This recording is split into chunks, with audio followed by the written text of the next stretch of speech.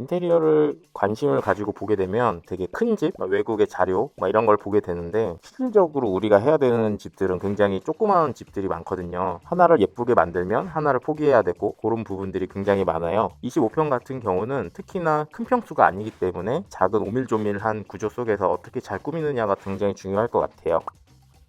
요 아파트 같은 경우는 18살이나 된 아파트고, 옛날 아파트 같은 구조를 보면 안방이 굉장히 커요. 요즘은 안방에 대한 개념이 잠을 자는 공간, 특별하게 뭔가를 안방에서 하진 않고 대부분 거실과 주방에서 뭔가를 이루어지잖아요. 근데 예전 같은 경우는 거실보다 큰 안방이 있는 아파트도 있고, 거실과 안방이 대부분의 집을 차지하고 주방은 굉장히 협소한 형태가 많았어요.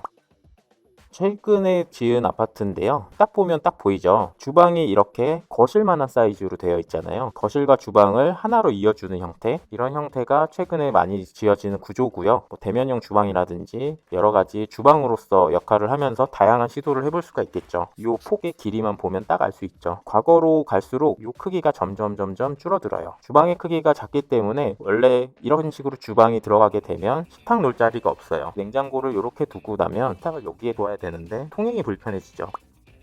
요즘은 다목적 테이블을 많이 쓰잖아요. 지금 우리가 쓰는 테이블도 굉장히 길죠. 테이블 위에서 이것저것 회의 같은 것도 많이 하고, 가정집에서 회의를 하진 않겠네요. 네, 노트북들 할 때 이것저것 많이 펼쳐 놓잖아요. 노트북을 보면서 음식을 먹을 수도 있는 거고, 가족들끼리 모여서 음식을 먹는다든지 다양한 용도로 쓸 수가 있겠죠. 긴 테이블 놓기 위해서 주방이 베란다로 나가게 되었어요. 베란다에 대한 이미지는 어떤 이미지를 가지고 있나요? 베란다 하면은 좀 춥고 뭐 용도로 생각을 하면 빨래를 넣는 정도? 겨울철에 베란다 나갈 때 되게 공기가 차다라는 느낌이 있잖아요. 베란다 같은 경우는 아무래도 난방이 안 돼 있는 경우가 많기 때문에 발이 시렵다거나 공기 자체가 서늘한 느낌이 많이 들거나 하는데, 기껏 주방을 베란다로 만들어서 예쁘게 다이닝 테이블도 크게 놓고 했는데, 막상 베란다 나갈 때마다 발이 너무 시렵다거나 손이 시렵다거나 요리를 할 때마다 파카를 입어야 된다거나 이런 경우가 있다라고 하면, 그건 결코 잘된 디자인이라고 할 수가 없겠죠. 그래서 저희 같은 경우는 단열만큼은 최대한 빵빵하게, 무조건 따뜻하게 아이소핑크라는 단열재를 넣어서 최대한 따뜻한 실내가 유지될 수 있도록, 창호 같은 경우도 이중창에 두 겹으로 만들고 창문의 유리도 두껍게 만들어서 최대한 이 공간을 따뜻하게 하는 걸 기본으로 삼아요. 안 그래도 넓지 않은 베란다인데, 단열을 하게 되면 베란다 크기 자체가 더 줄어들게 돼요. 여기 주방 가구를 설치를 하게 되면 이 앞 공간에 왔다 갔다 할 공간이 많이 줄어들게 되는 건데요. 통행이 좀 불편하다거나 식기세척기 사용이 이렇게 열고 옆에서 이렇게 넣는 구조, 그런 식으로밖에 활용이 안 될 것 같아요.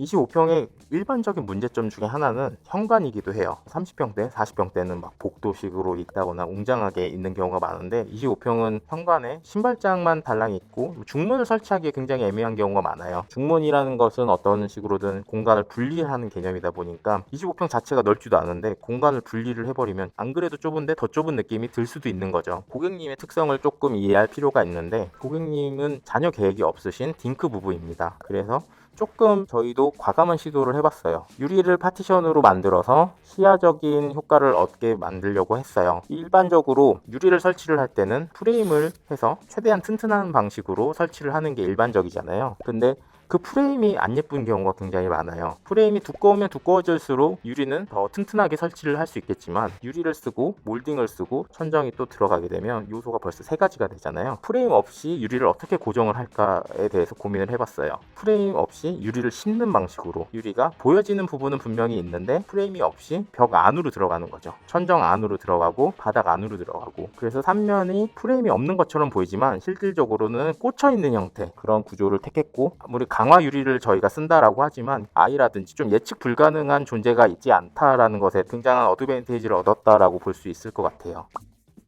이 집의 특이점은 안방을 잠자는 공간으로 쓰지 않았다는 거예요. 부부의 침실이라고 생각을 하면 안방이라고 생각을 하잖아요. 일반적으로 안방은 집에서 가장 큰 공간이죠. 보통 잠을 자는 공간은 잠만 자는 공간으로 쓰려고 한다라고 하면 이것저것이 많이 들어가면 집중도가 많이 떨어지게 돼요. 침실을 구성함에 있어서 딱 침대와 잠을 잘 수 있도록 간접 조명, 침대 헤드 쪽에 간단하게 핸드폰 충전할 수 있는 기기들, 그것을 제외하고는 모든 것들을 다 제외를 시키는 거죠. 그러면 진짜 완벽하게 잠을 자는 공간으로 구성을 하게 되고, 잠에 더 집중을 할 수 있게끔 공간이 설계가 되는 거죠. 가장 큰 방인 안방을 그런 식으로 설계를 하기에는 공간이 너무 많이 남아요.